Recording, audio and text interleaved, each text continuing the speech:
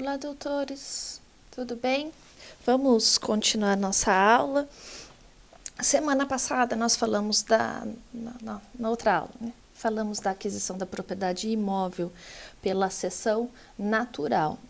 Agora nós vamos falar sobre a aquisição da propriedade imóvel pela cessão artificial.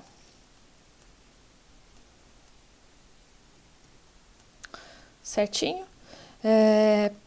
Bom, só para a gente lembrar, quando nós falamos da aquisição da propriedade imóvel pela cessão natural, nós falamos de avulsão, de aluvião e de abandono de alvéolo. Agora aqui nós falaremos a respeito da aquisição pela cessão artificial, ou seja, antes, lembra que a gente falou, olha, tem um deslocamento de terra, não é? Aqui não, aqui tudo era por força da natureza. Agora, para a gente aqui não vai ser mais por força da natureza, será por uma atividade humana, por isso que a gente chama de acessão artificial, ou seja, de forma artificial.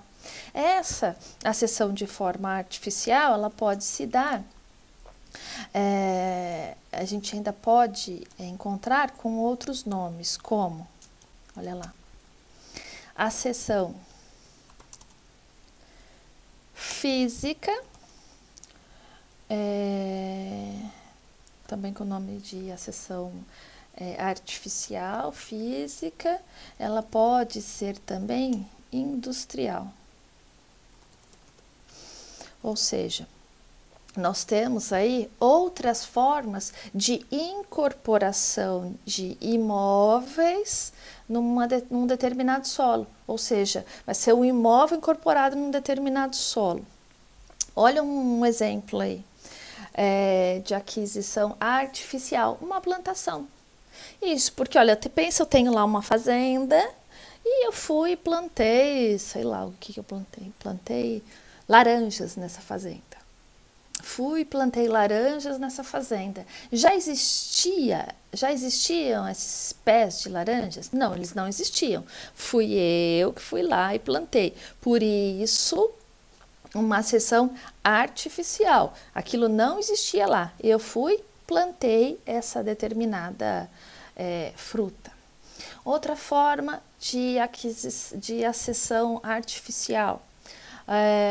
A construção. Isso, eu tenho um terreno, eu vou lá e construo uma casa. Eu fui construir uma casa, também é uma forma de acessão de imóvel, tá bom? Ou seja, a pessoa está lá, está adquirindo um imóvel. Certinho? Tranquilo? Essa incorporação, ela é feita por pessoas, não faz parte da natureza. Por isso ela é chamada de artificial.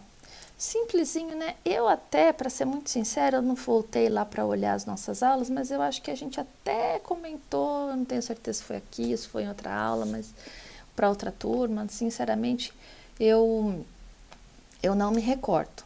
Mas, enfim, é bem simples, é bem tranquilo, é uma questão mais doutrinária,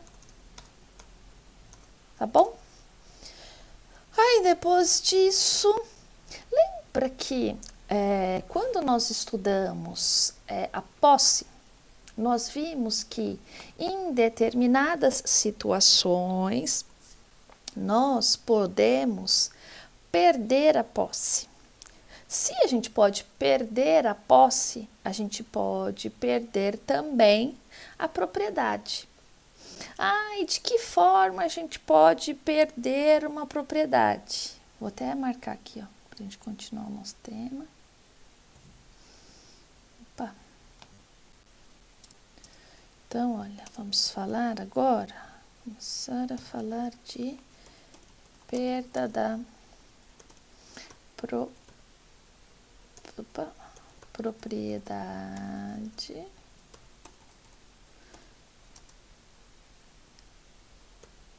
imóvel, perda da propriedade imóvel. Bom, então a gente vai falar de perda da propriedade imóvel. O que a gente precisa lembrar? Nós precisamos lembrar que, nós estudamos algumas das características que a propriedade ela tem várias características e que dentre essas características nós temos a ideia de perpetuidade. O que significa essa ideia de perpetuidade? Eu sei que você já lembra, mas só para a gente recordar. A ideia de que essa propriedade enquanto eu viver, se eu não me desfizer dessa propriedade, essa propriedade será, enquanto eu estiver viva, ela será minha. Por isso, essa nomenclatura de que o direito de propriedade, ele é considerado como um direito perpétuo. Por que perpétuo? Direito perpétuo porque enquanto eu existir, ele permanecerá comigo. E depois que eu deixar de existir, após a minha morte, essa propriedade passará para os meus herdeiros. Certo? A gente tem um artigo, vamos lá, o artigo 1275 do Código Civil. Vamos dar lá uma olhada no 1275 do Código Civil.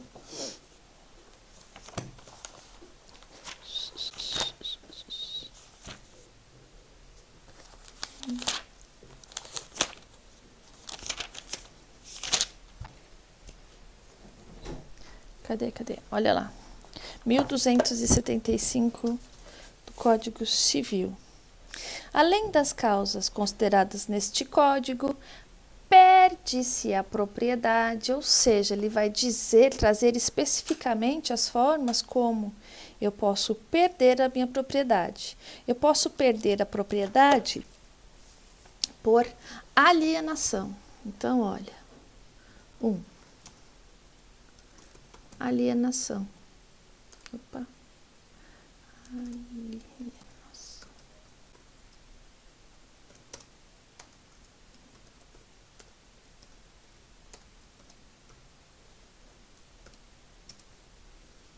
E aí eu digo para os senhores o seguinte: o que é essa perda por alienação? Posso vender a minha propriedade? Posso. Posso vender para quem a minha propriedade? A propriedade é minha, eu posso vendê-la para quem eu quiser, e desde que essa pessoa queira comprar. E olha, então eu posso dizer que a alienação é uma forma de transmissão da propriedade, sim. Então a gente marca aí, forma de transmissão da propriedade. E essa forma aqui, né? Então, transmite-se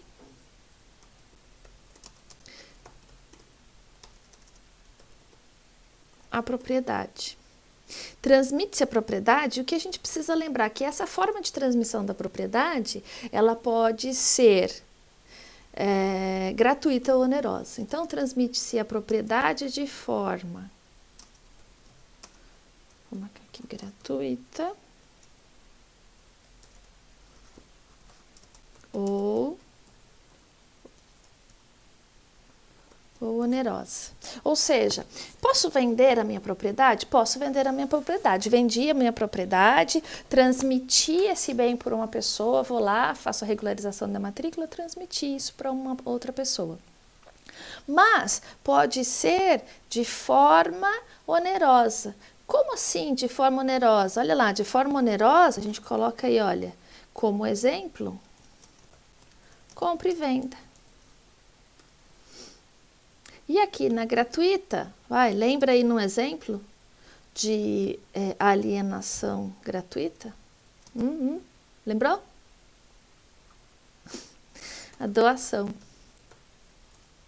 Então, a doação é uma forma de alienação gratuita e a compra e venda onerosa. Gratuita por quê? Porque se eu estou doando alguma coisa para alguém, eu não tenho eu não vou receber nenhum valor por essa doação.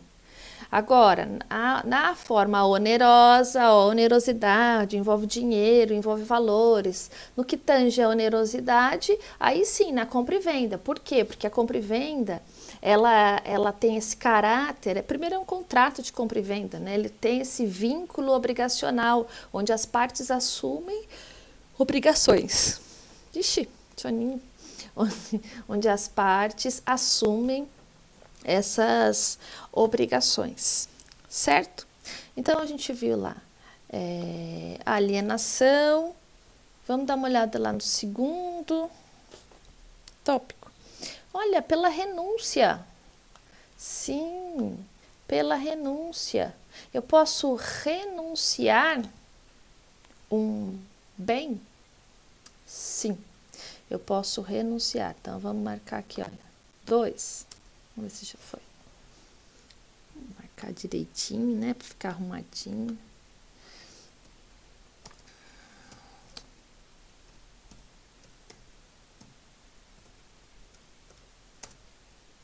Renúncia.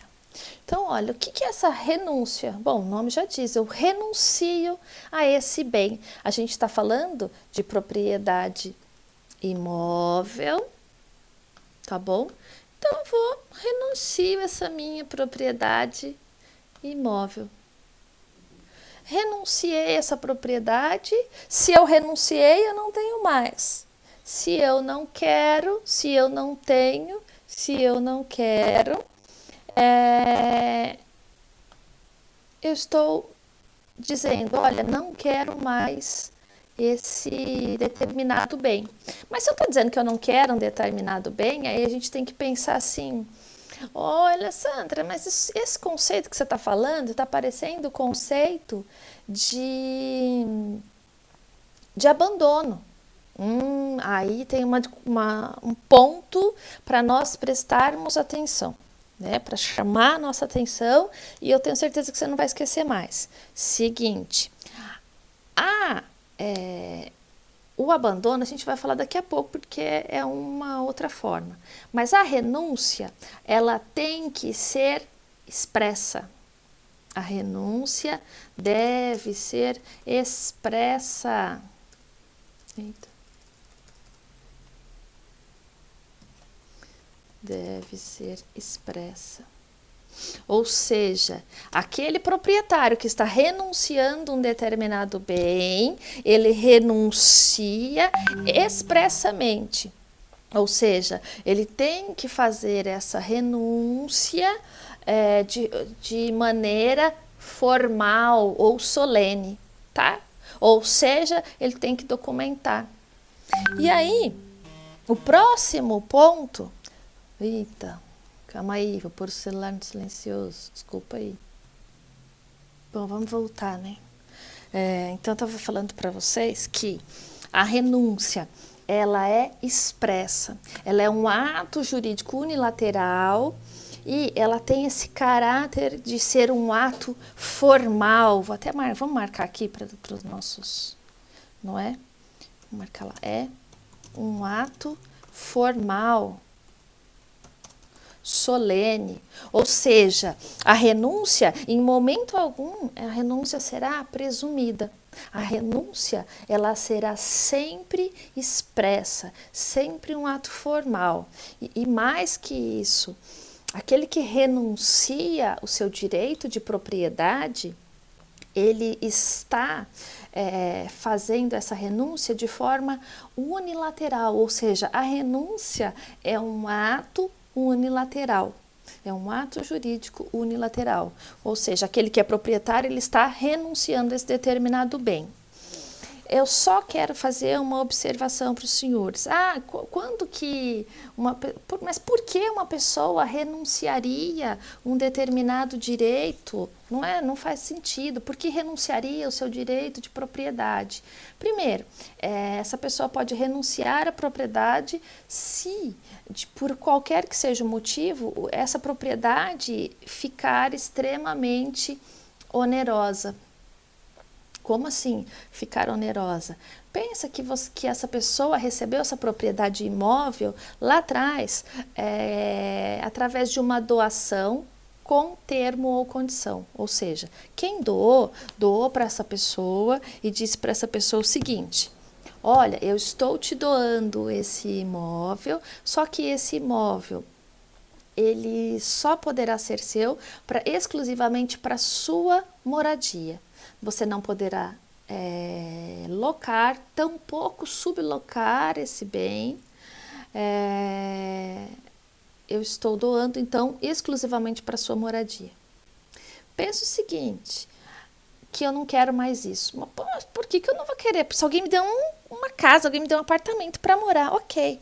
Mas eu só posso morar naquele apartamento, eu não posso fruir desse apartamento, eu não posso ter frutos desse apartamento.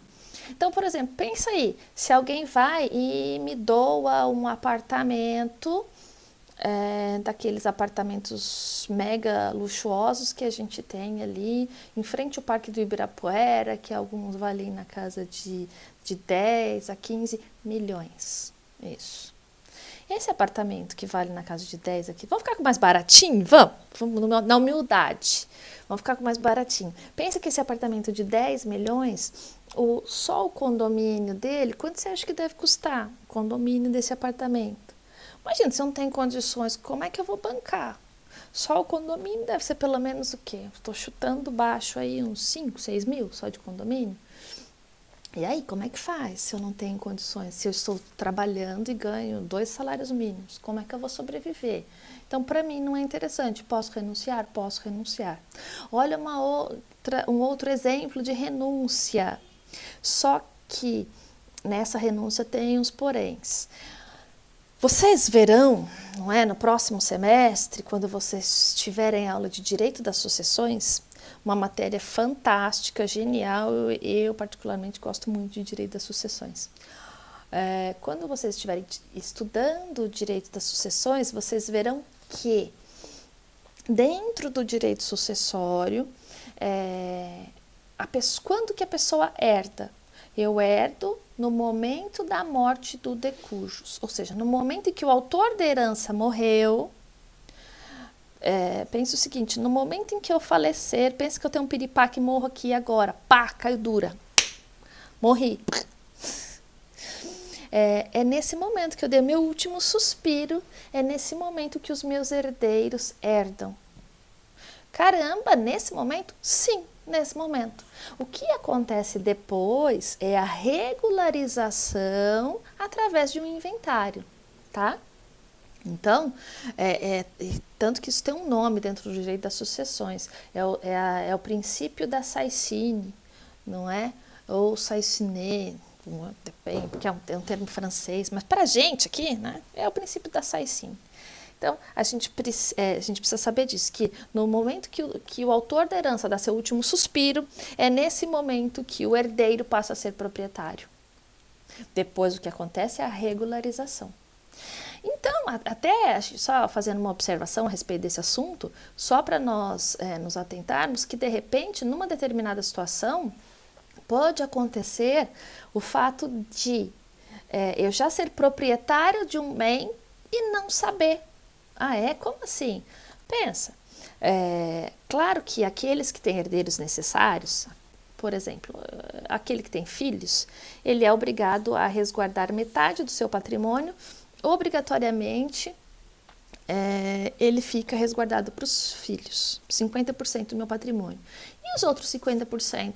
Os outros 50% posso fazer o que eu quiser. Posso doar para uma ONG? Posso. Posso doar para uma amiga minha que precisa muito? Posso. Ou posso doar para uma amiga minha porque eu gosto muito dessa minha amiga? Posso, não tem problema nenhum.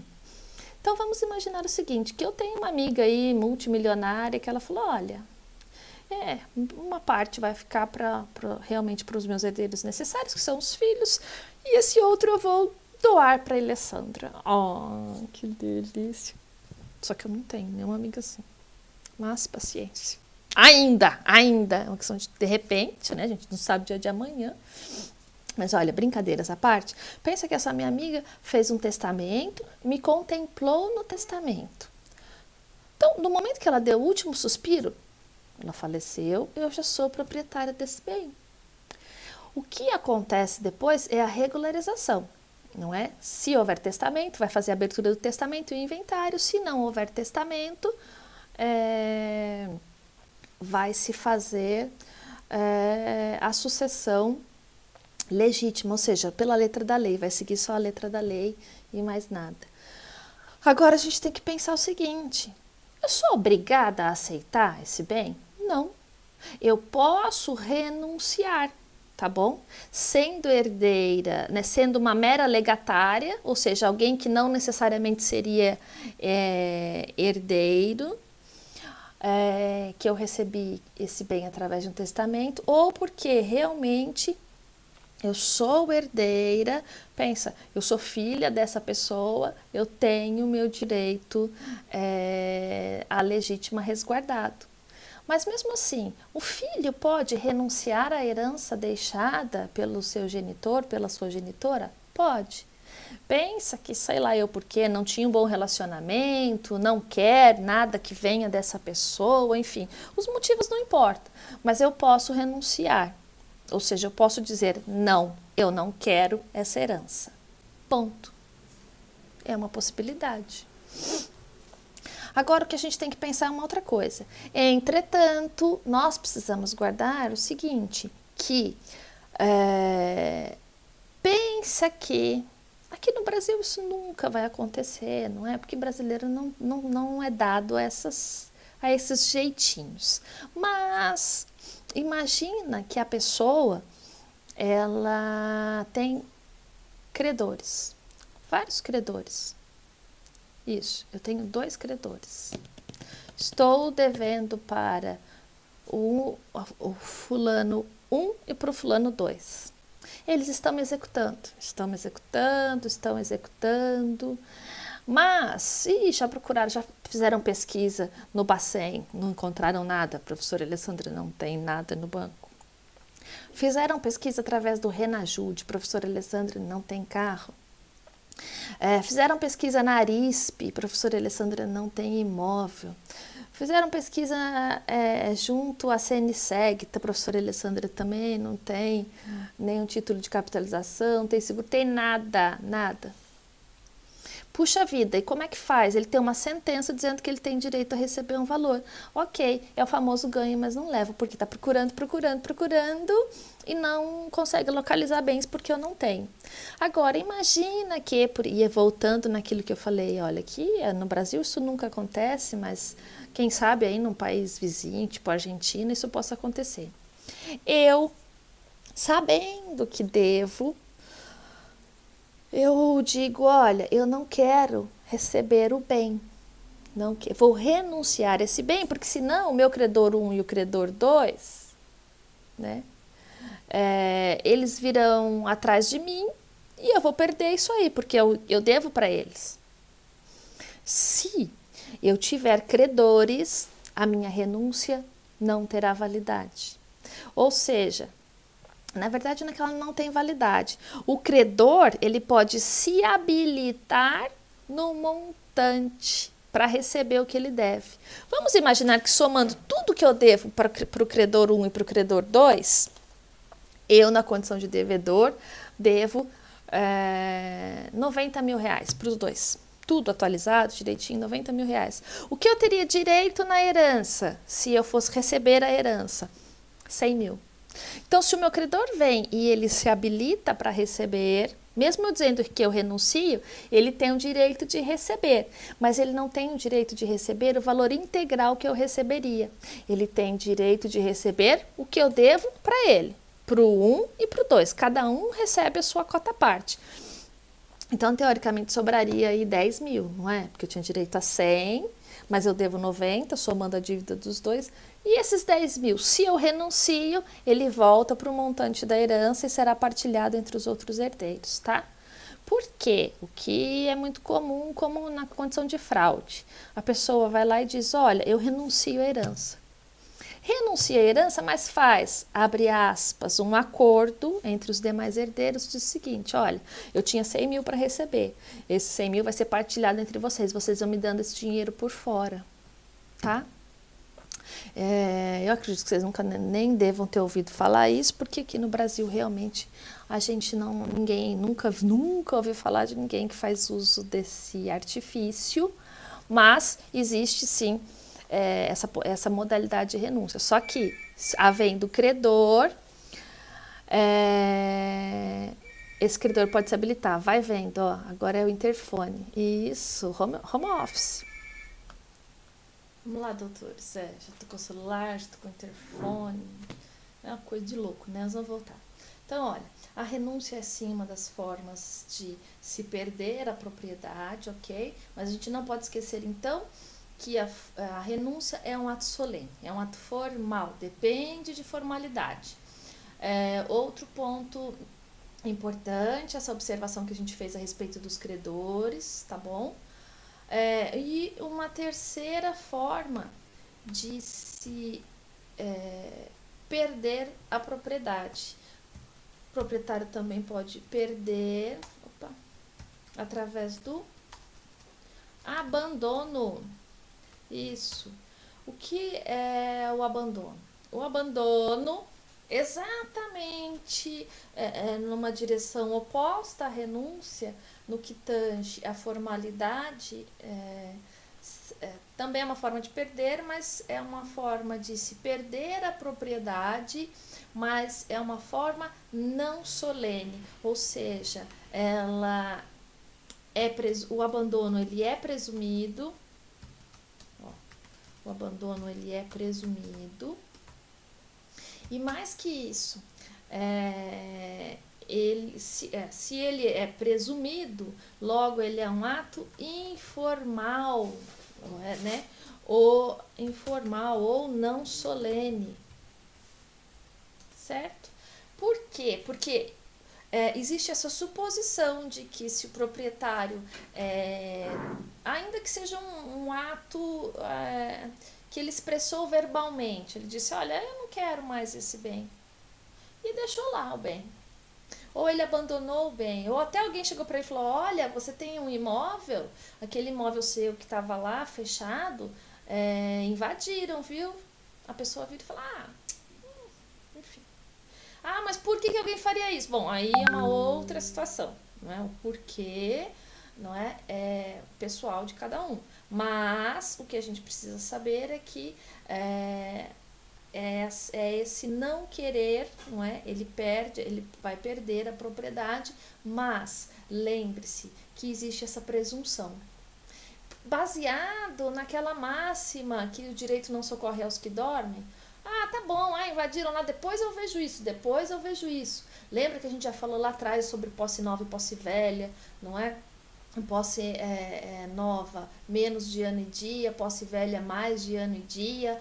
Lembrar que o que isso pode interferir numa eventual liminar, tá bom? Então, nós precisamos nos atendar a esses pontos. E aí, então, continuando, a pessoa também pode perder por perecimento da coisa. Isso. Perecimento da coisa. O que é perecimento da coisa? Eu perco o meu bem porque ele deixou de existir. Como assim deixou de existir? Pereceu.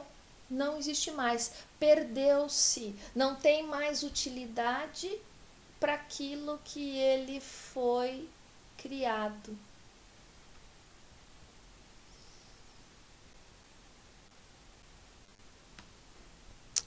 Olha lá, agora que eu me toquei que eu tava sem fone. Sem comentários, né? Hoje. Não, eu não vou regravar tudo porque a gente já tá com 28 minutos de vídeo, enfim. Aí tem lá, dá pra editar, dá pra voltar, cortar, juntar. Mas aí vocês sabem que digitalmente eu sou péssima. Então a gente volta aqui. Isso. Então, a renúncia, ela deve ser um ato, ela deve ser expressa, é um ato formal, solene. O abandono ele é presumido. Os atos da pessoa presumem-se que a pessoa quer abandonar a coisa. Ou mesmo a simples verbalização, tá bom? A verbalização não é um ato solene, né? Tá bom? Aí a pessoa tá lá, abandonou a coisa. Por que ela abandonou? Bom, porque ela abandonou, né, os motivos que levaram a isso são motivos pessoais dessa determinada pessoa. O caso que eu quero que vocês percebam que a pessoa pode sim abandonar a coisa.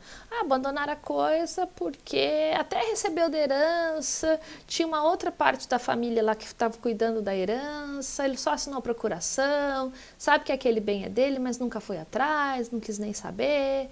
Ou até sabe que o único bem que a mãe tinha era uma casinha lá no interior, mas que era muito ruinzinha. Falou, nem vou atrás disso, nem vou mexer com isso, enfim. Abandonou, ele é proprietário, não fez o inventário que é a regularização, ele sim abandonou. Tá bom? Aí depois, lá ainda dentro do 1275, nós temos também o perecimento da coisa, ou seja, quando a coisa se perde, quando a coisa deixa de existir. Por exemplo, uma casa que pegou fogo. Né?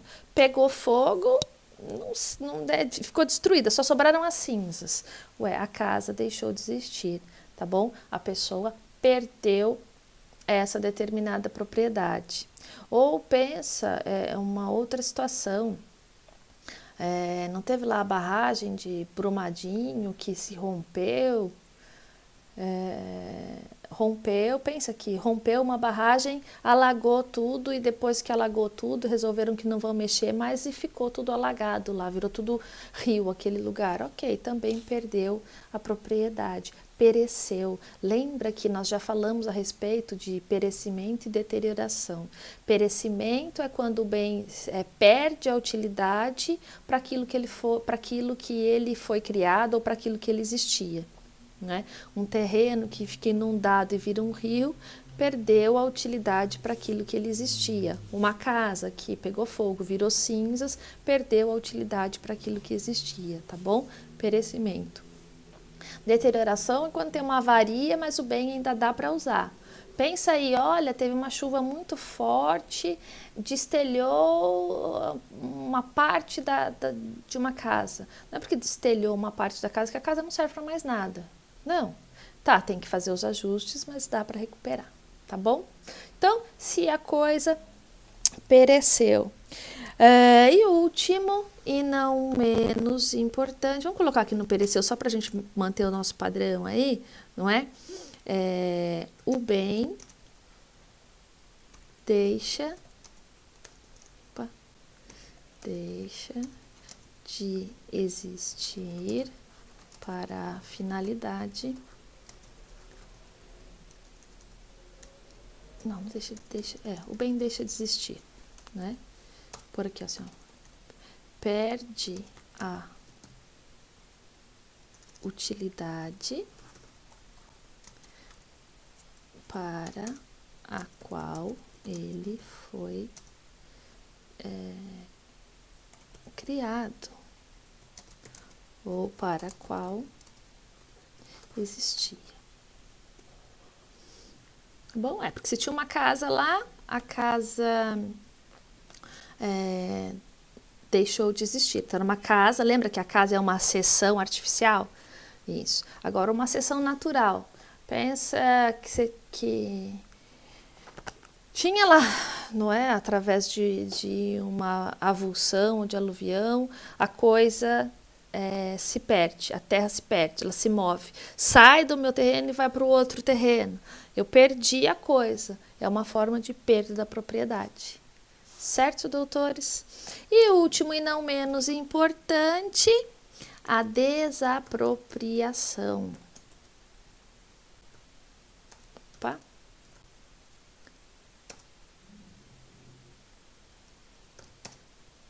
A desapropriação.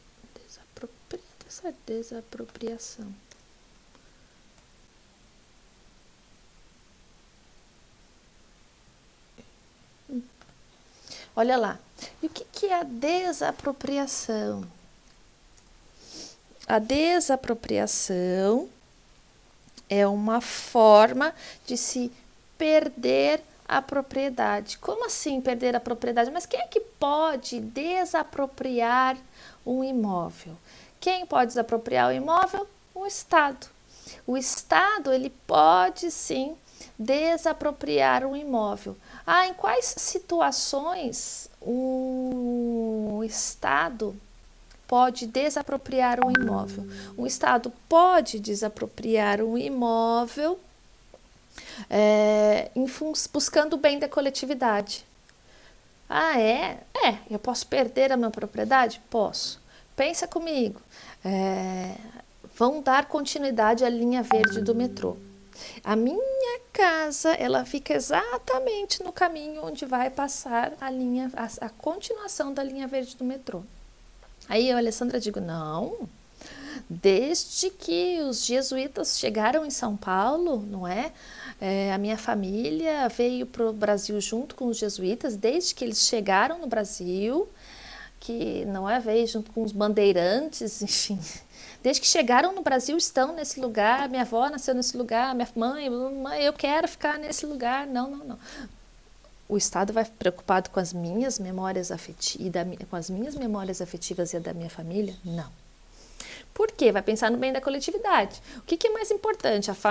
A professora Alessandra e a família da professora Alessandra, ou milhões de pessoas utilizarem o metrô?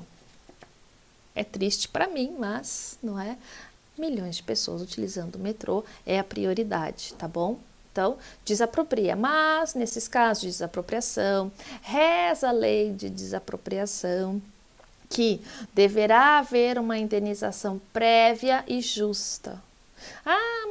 Mas eu já vi um monte de desapropriação que não é justa, que a lei, que embora a lei diga que o valor da indenização deve ser justo, o Estado vai lá e paga menos, enfim. Bom, isso é uma outra discussão. A lei diz que quando desapropria, existe essa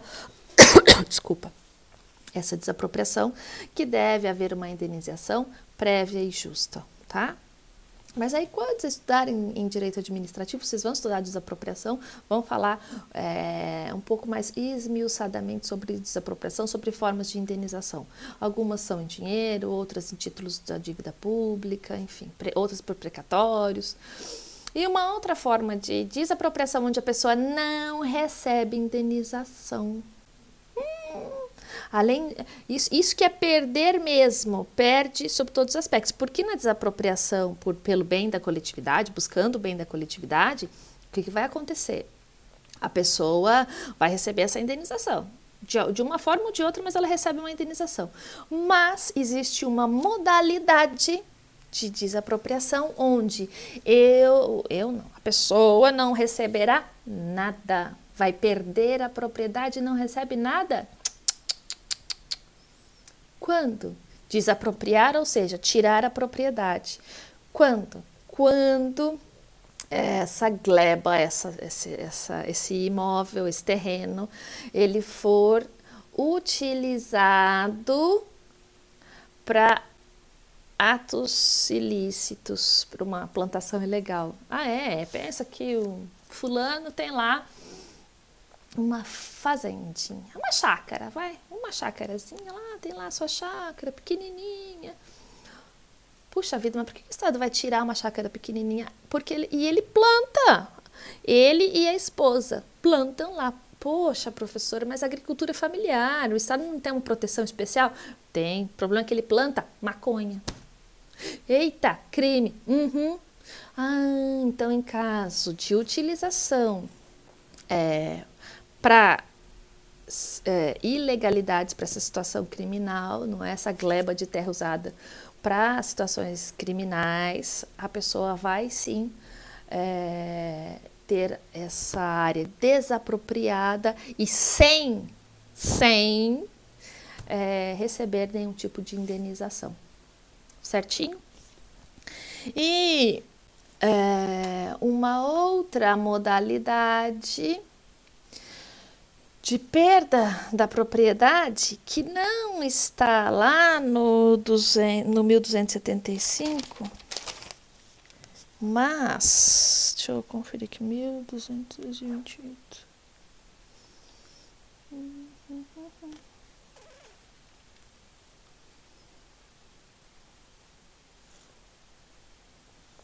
Isso, é 1228, parágrafo 3º. Então, nós falamos da desapropriação, não é? Opa, aqui, ó. Desapropriação pelo bem da coletividade, vou por aqui, com indenização ou por ato ilícito, por utilização ilícita, né?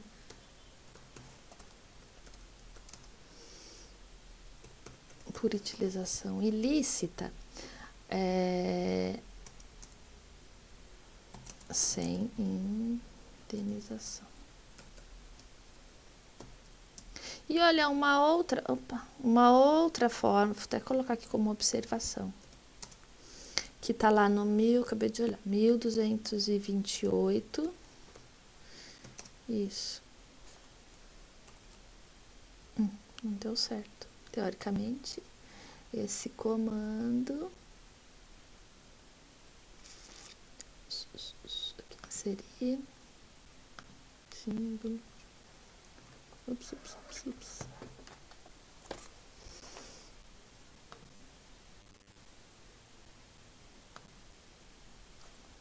Pronto. Parágrafo. Requisição. Parágrafo 3º.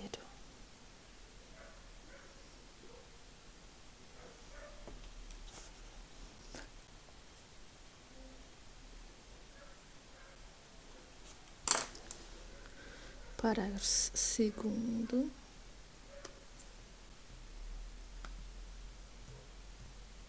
Ixi, travou. Segundo e 3º do Código Civil, que aí nós teremos a requisição.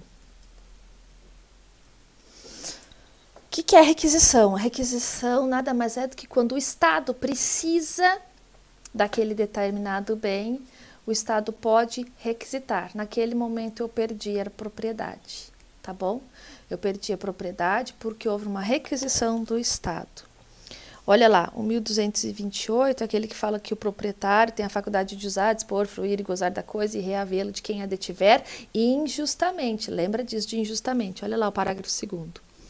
São defesos os atos que não trazem ao proprietário qualquer comodidade ou utilidade e sejam animados pela intenção de prejudicar outrem. Olha o parágrafo 3º, ou seja, eu não posso fazer nada com a minha propriedade que prejudique terceiro. E o parágrafo 3º, o proprietário pode ser privado da coisa e nos casos de desapropriação, que aí a gente já falou da desapropriação, por necessidade ou utilidade pública ou interesse social, bem como pela requisição em caso de perigo público iminente. Ou seja, se o Estado ele pode sim requisitar um bem para um perigo público iminente, ou seja, o Estado pode tirar a propriedade de alguém.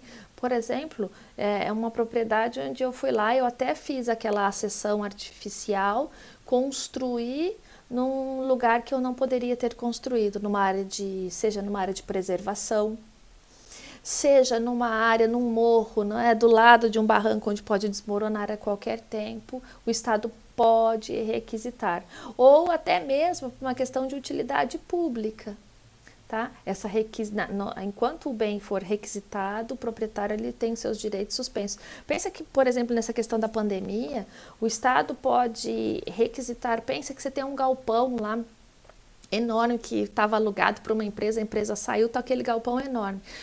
O Estado pode requisitar para transformar num hospital de campanha? Pode, não tem problema nenhum. Certinho, doutores? Então, terminamos aqui, falamos, né, daquela parte final que eu até acho que eu não quis voltar lá no vídeo para olhar, mas que a gente tinha falado da acessão imóvel de forma artificial, física, não é? E agora terminamos a perda da propriedade. Ó, nosso próximo vídeo a gente vai começar um assunto que todo mundo pergunta desde o primeiro dia de aula. Vamos começar a falar do uso capião. Tá bom? Certinho? Até daqui a pouco.